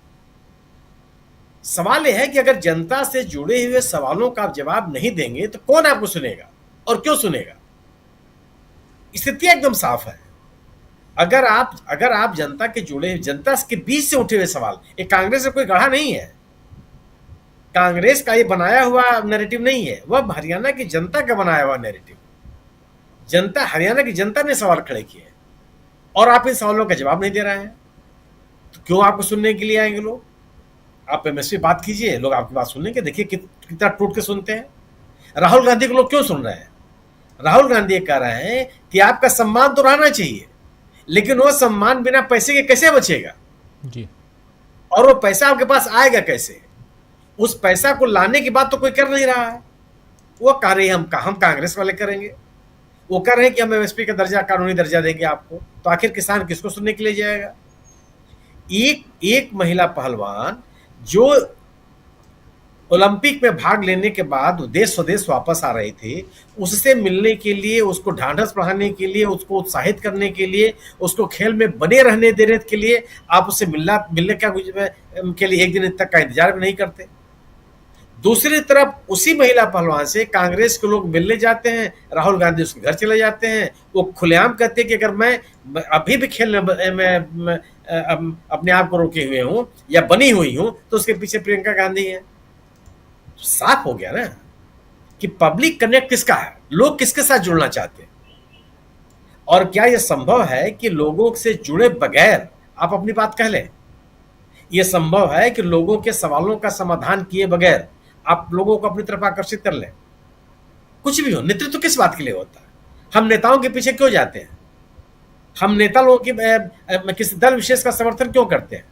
हम उनकी नीतियों से सहमत होते हैं, उनकी योजनाओं से सहमत होते हैं, उनके काम करने के तरीकों से सहमत होते हैं, अपनी समस्याओं का समाधान होते हुए देखते हैं, अपने सामाजिक सुरक्षा का आश्वासन पाते हैं। ये 10 साल की सरकार जो बीजेपी हरियाणा में है, वो ऐसी किसी की बात नहीं करती जी। वो केवल कांग्रेस सरकार की आलोचना करती है। अब वो दौर खत्म हो गया। 2014 तक वो बात चलती थी। और दूसरी चीज आप ये देखिए कि जो भारतीय जनता पार्टी तो भारतीय जनता पार्टी है, भारतीय जनता पार्टी के जो सहयोगी दल रहे हैं उनको लोग स्वीकार नहीं कर रहे हैं। और यह कोई ऐसा नहीं कि हम और आप केवल कल्पना की बात कर रहे हैं। आप याद कीजिए कि 2014 में तो जेजेपी थी नहीं, इंडियन नेशनल लोकदल था, उसको लगभग 20% वोट मिले। लेकिन 2019 के चुनाव में जब जेजेपी मैदान में आ जाती है तो इंडियन नेशनल लोकदल का वोट शिफ्ट हो जाता है जेजेपी में। लेकिन 2024 का जब लोकसभा का चुनाव आता है तो जेजेपी का भी वोट घट करके 1% 2% रह जाता है। और जाता किसके पास है? बीजेपी को तो नहीं मिलता, क्योंकि वोट बढ़ रहा है, 48% वोट बढ़ रहा है कांग्रेस का, जो कि 2019 के लोक विधानसभा के चुनाव में केवल उसके पास 31% वोट थे। तो अगर अन्य दलों को मिला हुआ वोट कांग्रेस को जा रहा है, बीजेपी को नहीं जा रहा है, बीजेपी को सरकार बनाने में सहयोग करने वाले दलों के प्रति भी वहां के लोगों के मन में नाराजगी है, तो बीजेपी के प्रति नाराजगी का सिलसिला क्या होगा, इसे कल्पना कर लीजिए आप। स्वाभाविक सी बात है, इन हालातों में आपके पास क्या तरीका रह जाता? कैसे आप लोगों से संवाद कायम कर पाएंगे? कैसे लोगों से आप बात कर पाएंगे? लोग क्यों सुनने आपको आएंगे? क्योंकि लोगों को कुछ आश्वासन नहीं मिल रहा है ना। और आप जम्मू कश्मीर की बात कर लीजिए। अब आप ये बताइए, राष्ट्रीय लोकदल जयंत चौधरी साहब की पार्टी जम्मू कश्मीर में चुनाव लड़ने चली गई, किस बात के लिए? कितने लोग आपको जानते हैं वहां? क्यों गए लड़ने के लिए चुनाव आप? ये अठावले साहब की पार्टी जो चुनाव लड़ने चली गई, क्यों चुनाव लड़ रही है वहां पर? किसको राजनीतिक फायदा पहुंचाने के लिए आप गए हैं? किसको जागरूक करने के लिए आप गए हैं? तो क्या इन हथकंडों से आप चुनाव जीतना चाहते हैं? वोटों का बंटवारा करके, राजनीतिक दलों में भेद पैदा करके आप चुनाव जीतना चाहते हैं? और जनता जीतने देगी आपको? आपको अपने आप को विद्वान समझने का पूरा हक है, लेकिन सामने वाले को बेवकूफ क्यों समझ रहे हैं आप? उसके पास भी तो बौद्धिक सोच है। आप इन तमाम पार्टियों को जम्मू कश्मीर के लोग कह रहे हैं कि इतिहास में इतने निर्दलीय उम्मीदवार चुनाव नहीं लड़े थे जो इस समय लड़ रहे हैं, और उनके पास इतने आर्थिक संसाधन कहां से आ गए? जिन लोगों को आप कहते थे कि ये राष्ट्र विरोधी ताकतें हैं, जमात को आपने प्रतिबंधित कर रखा है, अगर वो संगठन प्रतिबंधित है तो उससे जुड़े हुए लोग कैसे घूम रहे हैं पूरे राजनीतिक परिवेश में, और किसकी अनुमति से और किसकी सहमति से? तो विभिन्न दलों का, देश के अन्य हिस्सों के राजनीतिक दलों को मैदान में उतारना, निर्दलीय उम्मीदवारों को प्रोत्साहित करना, प्रॉक्सी उम्मीदवारों के नाम पर राजनीति करना, सभी तरीके आपने कर लिए। उसके पहले भी आपने किया कि जिस राज्य के जिस हिस्से में कम पॉपुलेशन है वहां सीटों की संख्या ज्यादा है, और जहां ज्यादा है पॉपुलेशन है वहां सीटों की संख्या कम है। और ये भी काम कैसे करते हैं? परिसीमन के नाम पर। जिस राज्य के लोगों को आपने राज्य विहीन कर दिया, जिन राज्य के लोगों को आपने जनप्रतिनिधियों से मुक्त कर दिया, जिस राज्य का आपने विभाजन कर दिया, 4 सीटों वाले लद्दाख को उस राज्य से अलग कर दिया, वो राज्य उस राज्य की जनता के साथ क्यों खड़ी होगी? कौन सा ऐसा देश है, कौन सा ऐसा राज्य है, कौन सा ऐसा इलाका है जो विभाजन को स्वीकार कर लेता हो? जी। और अगर आप विभाजन करने के बाद एक गवर्नेंस की बात करते हैं, एक बढ़िया सा शासन मिलता लोगों को, उनको ये लगता है कि नहीं, एक गवर्नेंस के इशू पर हम 10 साल से एक बेहतर शासन हमको मिला। बात भी समझ में आती लोगों के लिए, वो भी स्थितियां नहीं है। तो आप किस आधार पर, किन कारणों से लोग आपको सुनने के लिए हैं? अगर आप लोगों के सवालों का जवाब देने के लिए तैयार नहीं है, अब पूर्ववर्ती सरकारों की आलोचना मात्र से जन समर्थन आप जुटा नहीं सकते। सरकारों को अपनी जवाबदेही तय करनी पड़ती है, और अगर अपनी उपलब्धियों की बात नहीं करती तो दोबारा जन समर्थन हासिल करने का सपना उसको नहीं देखना चाहिए। जी बिल्कुल। संजय जी, आपसे क्लोजिंग कमेंट चाहूँगा, कैसे आप देखते हैं, क्या यहाँ नरेंद्र मोदी जो हैं वो अगले चुनाव की तैयारियों में जो जुटे हैं उन्होंने पैकअप कर दिया है, या यहाँ पर एक कॉन्फिडेंस है नरेंद्र मोदी के पास कि हम दोनों राज्यों के चुनाव जीत रहे हैं? कैसे देखते हैं इसको? में ओवर कॉन्फिडेंस तो है, ये तो मानना पड़ेगा। अब ये ओवर कॉन्फिडेंस मैं जिसको उनकी अयोग्यता और अक्षमता कहता हूं, उसकी बदौलत तो नहीं हो सकता है, और वो ये उसका एहसास उनको होगा, और नहीं भी होगा तो उनके साथ वालों ने, कम से कम संघ परिवार के लोगों ने उनको बताया भी होगा। तो मुझे लगता है कि ओवर कॉन्फिडेंस जो है सो ईवीएम या इलेक्शन सिस्टम में जो उन्होंने कर रखा है उसका कॉन्फिडेंस हो सकता है, और तमाम उदाहरण है जिससे उसको यकीन नहीं किया जाए ऐसा कुछ नहीं है, उस पर यकीन करना पड़ेगा। इन सब के बावजूद नरेंद्र मोदी ये आरोप लगाते रहे हैं कि विपक्ष चुनाव की पवित्रता को खराब करने के लिए काम कर रहा है, जबकि ये काम वो खुद करते रहे हैं। तो इन सारी बातों से मुझे लगता है कि उनका जो ओवर कॉन्फिडेंस है वो किसी न किसी कारण से तो है ही, लेकिन जो वो काम कर रहे हैं, जिसको मैं उनकी अयोग्यता और अक्षमता कह रहा हूं या कहता हूं, वो ये है कि उन्होंने अभी जैसे सिद्धारमैया का केस निकाला, तो उनकी सारी रणनीति ये है कि विपक्ष को या सामने वाले को या विरोधी को आप कमजोर और भ्रष्ट घोषित कर दो।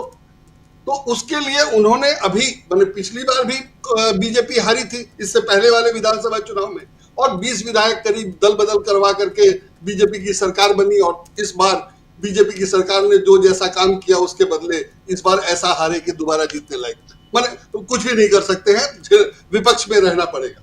तो विपक्ष में अब जब रहने की मजबूरी हो गई तो इन्होंने चीफ मिनिस्टर के खिलाफ केस बना लिया, और चीफ मिनिस्टर के खिलाफ ये जो केस है, जो हम लोग अभी अखबार में पढ़ रहे हैं या जो छप रहा है या जो आमतौर पे सार्वजनिक रूप से उपलब्ध है, उसमें यह था कि इनकी पत्नी को 14 प्लॉट मिले हैं। सुनने में लगता है वाकई घपला है। इनकी पत्नी ने लौटा दिया, सुनने में लगता है वाकई घपला है।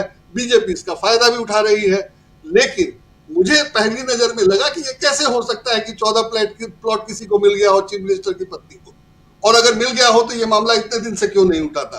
तो मैंने इस मामले को फॉलो किया और देखना शुरू किया, तो पता चलता है कि ये 23 साल पुराना मामला है, और 23 साल पहले मूडा ने जो प्लॉट अधिग्रहित किया था, उस प्लॉट पे विवाद जैसे सरकारी काम होता है वैसे होता रहा है, और एक समय उनके सिद्धारमैया के साले ने वो जमीन खरीद ली थी, और फिर उसको मूडा ने उस पर कोई डेवलपमेंट का काम किया, और जब डेवलपमेंट का काम किया तब उनकी सालों ने, सिद्धारमैया के साले ने अपनी बहन को गिफ्ट कर दिया था। तब वो जमीन उन्होंने खरीदा था, इन्होंने गिफ्ट किया था, और उस जमीन को मूडा ने जब डेवलप किया तो इन्होंने कहा कि आपने मेरा बिना बताए या बिना पूछे डेवलप किया है, तो हमको उसके लिए कंपनसेशन दिया जाए। जो 100 करोड़ कंपनसेशन है वो बीजेपी की गवर्नमेंट ने दिया है 2021 में, और चलिए उस पर उसके चर्चा बाद करेंगे, मूडा पे भी और चर्चा उसके करेंगे बाद आने वाले समय में संजय जी, और मूडा पे चर्चा नहीं, मैं बता करेंगे। रहा हूँ कि कैसे किसी को बदनाम किया जाता है। अगर बीजेपी की गवर्नमेंट ने दिया था तो उसमें कुछ गलत नहीं है, अब उन्होंने वापस कर दिया तो कह रहे हैं कि भ्रष्टाचार हो गया। तो इस तरह से ये लोग किसी को जिसको चाहे उसको टारगेट कर लेते हैं। केजरीवाल को बिना सबूत के किया था और यहाँ जो सबूत है वो ऐसा है। और कोर्ट ने जो परमिशन दिया है, कोर्ट ने जो कार्रवाई की है या राज्यपाल ने जो परमिशन दिया है, वो सब इन तथ्यों के बावजूद है, क्योंकि अखबारों में कुछ और छपवाना है। तो इस तरह से ये विरोधी को कमजोर करके और उसको बदनाम करके जीतते रहते थे। कितने दिन चलेगा? और तभी तक चला जब तक अखबार में ये खबरें नहीं छपती थी। और जैसे मैंने ढूंढ लिया वैसे जो ढूंढना चाहे वो ढूंढ सकता है और जो खबर करना चाहे वो कर सकता है। तो जब YouTube पे पैसे मिलने लगेंगे तो कल को मैं भी बनाने लगूंगा वीडियो। तो ये कितने दिन चलेगा? तो ये और जब नौकरी नहीं होगी और काम नहीं होगा तो मोदी जी ने अपना इंतजाम खुद ही किया है। अगर मेरे पास काम होता दूसरा तो मुझे ये करने की जरूरत नहीं थी, और अगर मेरे पास दूसरा काम नहीं होगा तो मैं वो करूंगा, तो उन्हीं की पोल खुलेगी दोनों स्थिति में। तो इन्होंने जो किया है ये 2, 4, 5 साल के लिए तो ठीक थे, 5 साल बढ़िया चला था, और 5 साल के बाद ही इनकी पोल खुलती गई है। और जितने दिन रहेंगे उतने दिन ये बीजेपी का आरएसएस 5 साल बढ़िया चला था संजय जी। संजय जी 5 साल बढ़िया चला, आप तो सर्टिफिकेट दे रहे हैं। नहीं, पोल नहीं खुली थी, सो मैं कह रहा हूँ। मेरा मतलब इससे है कि अरे हम तो रोज पोल खोलते हैं, कैसी बात कर रहे हैं संजय जी? 2014 से वो सत्ता में नहीं आए थे तब से। 2002 भूल गए क्या?